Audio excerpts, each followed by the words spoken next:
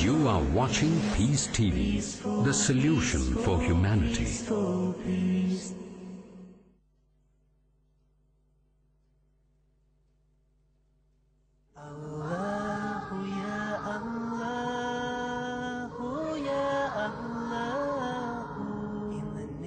We sent messengers as bringers of good tidings and warners, so that mankind will have no argument against Allah after the messengers. And ever is Allah exalted in might and wise.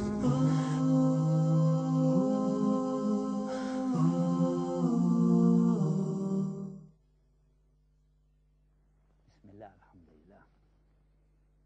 We've been talking about the prophets up until now in a general term and talking about the effects of following what they brought and what happens when people don't follow it. But now what I'd like to do is to tell you a little bit of background of some of these prophets so you can get a better understanding of how things came about, so you know the stories. We talked about Adam, and we talked about his wife, how they were created. We also talked about their children and what happened to them. Then after that, we mentioned another child that came called Sheth, or Seth, as they call him in English. He was instructed by Adam, as a prophet himself, to know certain things, like the alternation of day and night and the effects and the meaning of it. He also understood some of the prophecies of things to come. Even he knew about the great flood that would come one day when Noah came. After Seth, he had a son, and his name was Anush. Can you say that? Anush. Yeah. And then Kenan, Malhalabi. Who cares how you say their names, right? And then he had Yard. That's a strange name, isn't it? Yard. Yeah. Yard. And then Hanukh. Hanukh. I don't know what's a Hanukh, but we call him Enoch. And his name is also Idris. Now with Idris came the first time people really start to learn how to read or write and use letters in the basic language like we sort of understand today. And Allah inspired him so much. In fact, he had some really good sayings, some excellent sayings. Some of them reach us today. One of the things he said was, a person becomes very happy when they look at their good deeds to intercede for them with Allah. What does that mean? It means when you do good deeds, then these things are good in front of Allah and helps maybe offset the bad deeds. And by the way, the Prophet Muhammad, peace be upon him, told us essentially that. If you do a bad deed, follow it up with what? Good deed. Another thing that he taught us about is that if you really want to show your gratitude to Allah for what Allah gives you, then you share it with other people. And by the way, sometimes that's hard for people to do because they have wealth or they have some money or something, and you don't want to share that with other people. You want it for yourself. But Allah gave it to you. So if you want to really show Allah thank you, you do what? You give it and you share it. Well, after this one, after Enoch or Idris, he also had a son. And then he had a son. And then came the next one called Noah or Nuh. And this is the one we want to talk about today, a little bit about him. And we have talked about it to some extent, but we just talked about the flood and what happened. But what actually came about in the beginning helps you to really understand today's point. The point today being what happens when people worship other than Allah. This is our main point to understand how real evil comes about. We've been talking about sins, talking about evil, but what really brings it about is when people begin to worship other than Allah. It comes in stages. And it's the same stages that came at the time of Noah alayhi salam.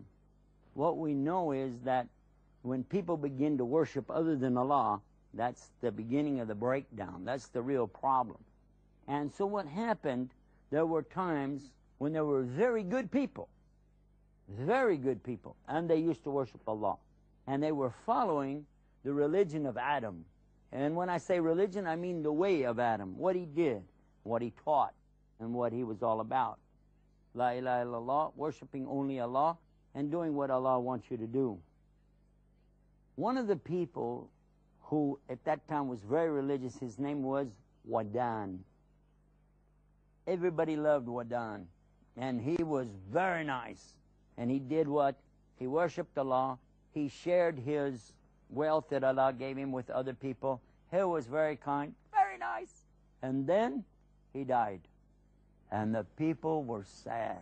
Oh my God, they were sad and crying. And then Shaitan came to them and said, oh, you're so sorry for Wadan is gone, yes? Yeah, he's gone. So, okay. How about if I give you like a picture of him so you can remember him? They said, this is good. A good idea. Even make a statue of him. Oh, that's good. Put a statue in the meeting place where people used to sit and meet. Put it right where he used to sit. Good idea. And the people used to come and even look at it and remember Wadan. What a great guy he was. Then Shaitan came to him again and said, how about I put one picture or image of him in your house, and in your house, and in your house. Oh, good idea. So we'll remember him. We loved him so much. And they did. Now, the people didn't pray to him, and they didn't think he was Allah, but they did like those statues. And when those people died and their children came and they looked at him and they said, who is this? This is Wadan. Who is Wadan? Oh, okay. And they say, everybody seems to like this guy. So they start to ask. They're asking the statue for something.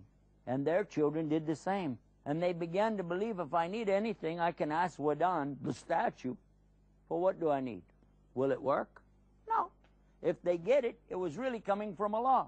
If they didn't get it, it was still because of Allah.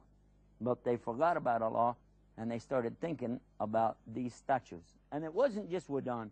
There was another one that they thought had power, another one that they thought had wisdom, and another, and another. And all of these used to be people, and they died, and then they made the image or statue of those people. The people became far away from the right way because they were practicing something wrong. And we know it's not logical to ask from a rock or a stick or a stone. We already said that. This doesn't fit in your thinking, does it? It's wrong. So it's a lie. And it always starts the same way. Watch what happens. Remember the story we talked about when the children of Adam, they were upset. What happened? Because one of them, he doesn't want to obey his parents. Yeah? He didn't. He was disobedient to his parents. Marry this girl. He said, no, I want to marry this one. Remember? And then when Allah made it clear which one of them was right, which of the two boys, he still disobeyed. First he disobeyed his parents, then he disobeyed Allah. Then what did he do? He became angry, and he killed his own brother. You're right. And this is horrible, yeah? But you see how it comes? It starts with lies. It starts with envy. Oh, he wanted what his brother had. Oh, I want that for me. So all of this adds up, and it adds up. And the people of the time of Noah were really bad. Really, really bad. and they used to want everything for themselves. And a few of them, they became rich, powerful, and wealthy. But most of the people were poor, and they had nothing. So when Noah alayhi salam came, Allah inspired him and let him understand the religion of Adam, the way of doing what Allah wants you to do. So he was very smart, by the way, high intellect. And he could argue with people in a good way. And he understood how to show them the signs of Allah in the day. And what comes in the day is the sun. And what happens in the day? Things grow. It becomes warm. And this is the time for activity. Now what happens in the alternation, though, of the night? In the nighttime, what happens? It's cool, quiet, and dark. And what happens then? You can look up or relax and think and look at the stars. Oh, we know our direction now by these stars. And we know the times of the seasons by the position of the moon and the shape of the moon. And we can tell even what day it is by the moon, yeah? So the people understood a lot from these signs. And he said, these are signs from Allah. This is from Allah. Not from these statues that you guys have. And then he met with all of the gathering of the people and he said, guys, check this out. Listen up. Here's what I have for you. And he began to talk, very high intellectual, explaining things to them, proving things, and they were like, huh? They were shocked because they hadn't heard something like this before. These statues can't benefit you. There's no benefit here. Do you need something? You ask Allah. Plant stuff in the ground, let it grow out. Ask Allah to give you water. Can these statues make water rain here? No, but Allah can because He created everything. They're like, yeah, well, They were pretty shocked. Now, what happened right away, the poor people, the downtrodden, they began to think, yeah, this makes sense. And they began to believe, and they began to follow Noah, alayhi salam. But the wealthy people, the powerful people of the community, they said, no, we don't believe that. And besides, you're no angel. You don't come to us and tell us anything. Noah alayhi salam said, okay, check it out. Did I tell you I'm an angel? I'm a human like you. I'm no different than you, except Allah inspired me what to say. I'm just showing you signs of Allah. They said, yeah, but you got all these losers, man. You got all these poor dudes with you. And to be honest about it, if you want us in your religion, you need to kick these guys out. And then we'll talk about it. Because the rich and the powerful can't be in the same religion with the losers and the boozers. Let them go.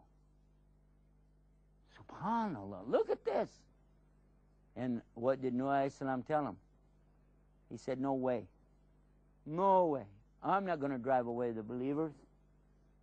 It's not for me to do that. If you want to believe, this is with you. But if you want to disbelieve, only Allah is going to be the guide. So what happened? They began to reject what he said. And then they would say this and that. And then he would bring more proof. And they'd say, oh, darn. What about this? And he would bring more proof and more signs. And this went on and on until they were exhausted. They were fed up. And they bring something else, and he bring more proof. Because Allah has many signs, many proofs for the disbeliever. Even it went on for almost 1,000 years. On and on and on. And they still didn't believe. Understand the difference between Islam and Muslim.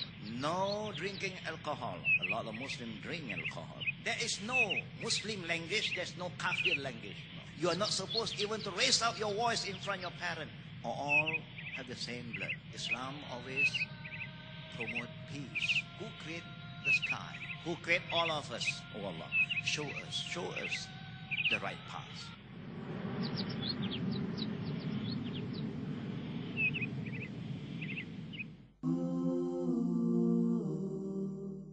What we learn from this is that knowledge and intellect are a big benefit to us if they're based on truth, but no benefit if they're based on lies. And what Noah alayhi salam had was knowledge and truth.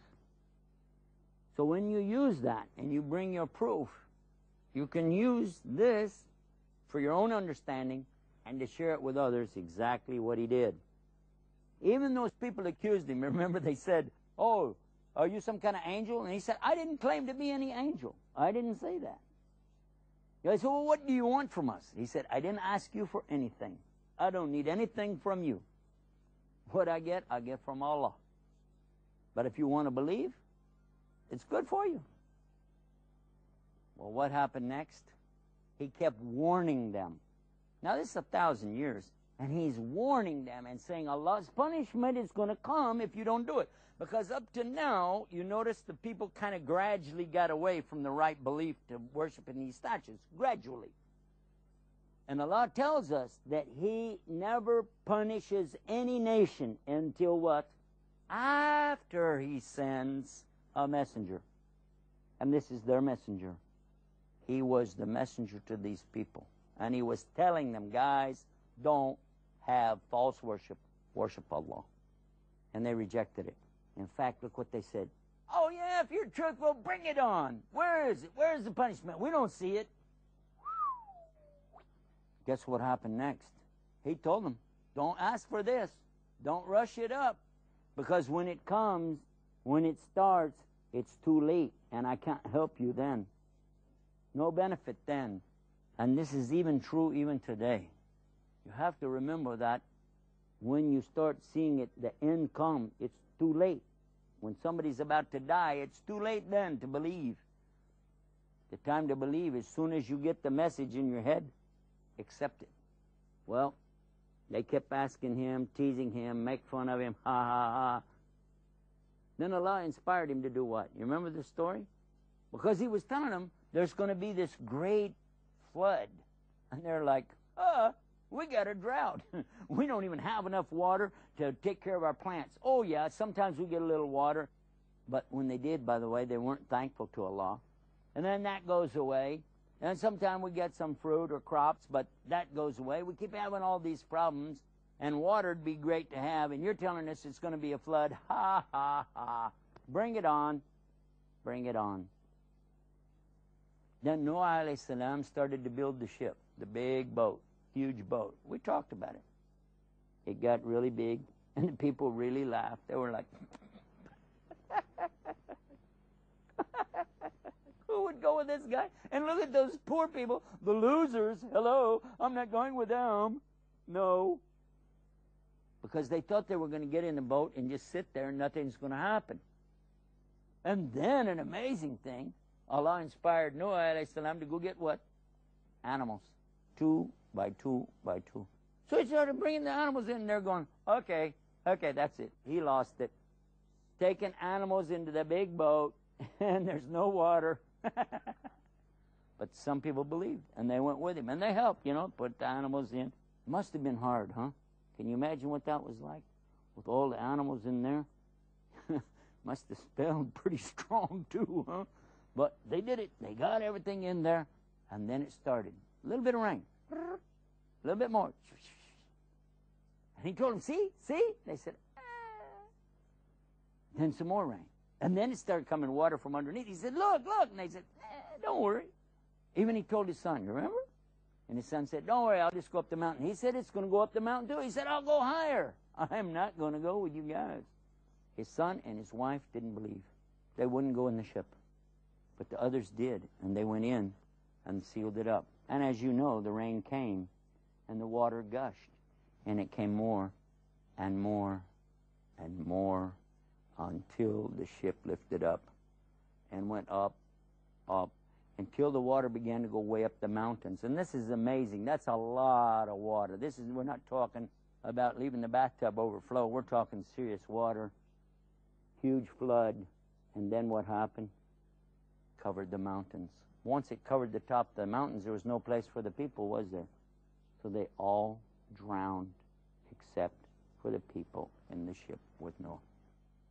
As we know, there was a long time that the water came down, and a very long time that they were out in the water in the ocean.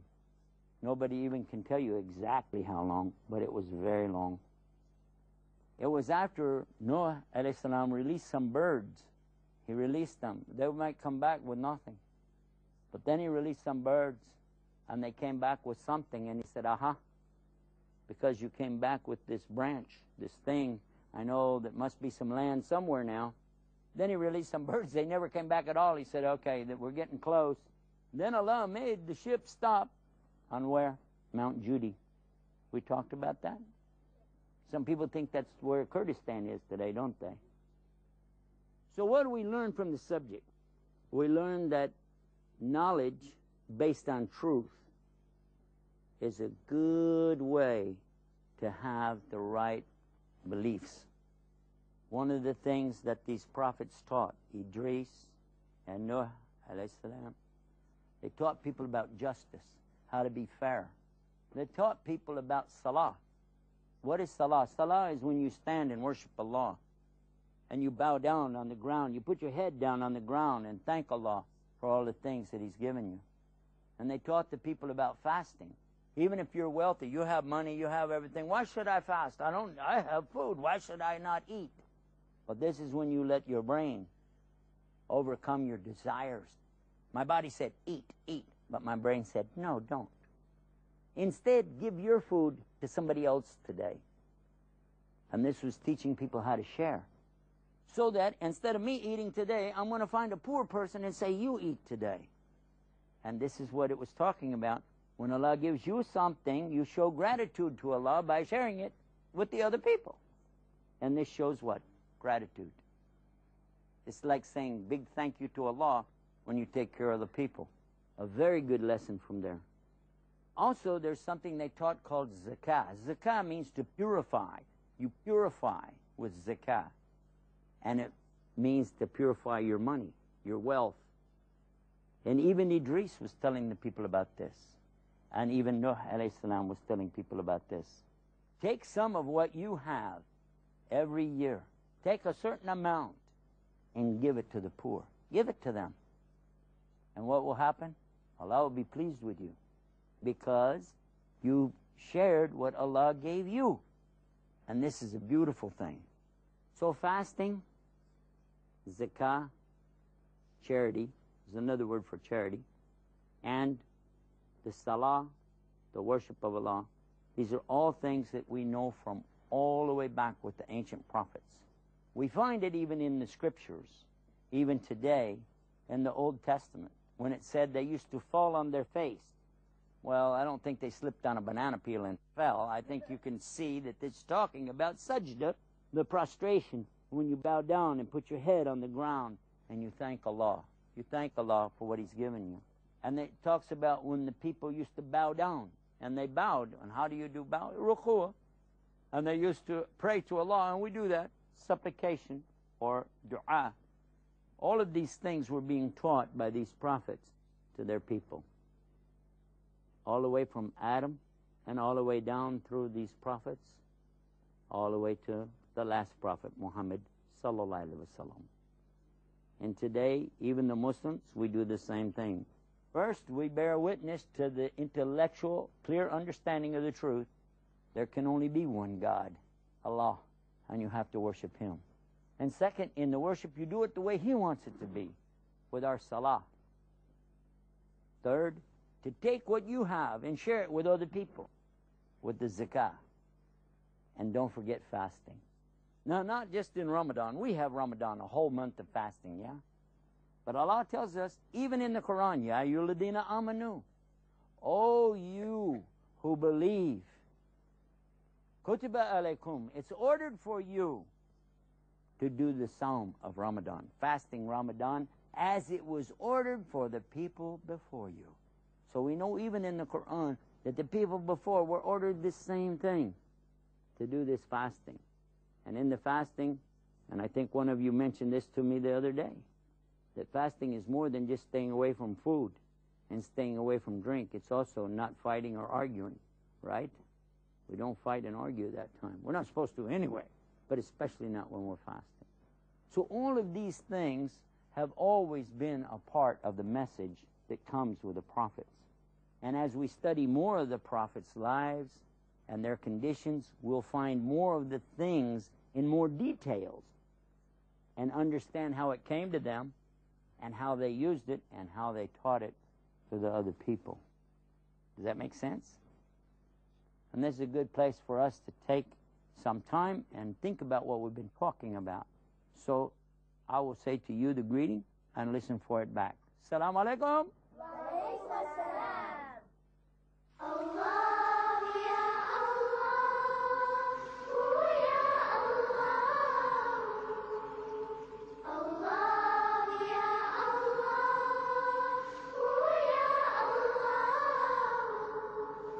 In the name of Allah, Lord of all the worlds, there is no God but Him, the living and eternal. Allahu ya Allahu ya Allahu. The Prophet ﷺ preached La ilaha illallah. And many are the miracles that he has been given. Really, we can talk hours and hours about the number of miracles. They don't number in the hundreds, they number in the thousands. But his greatest miracle was the miracle of the Quran. Whoever used to worship Allah Azza wa Jal, then Allah is Al-Hayy, the ever-living, who never dies. Fundamentals of Faith, next on Peace TV.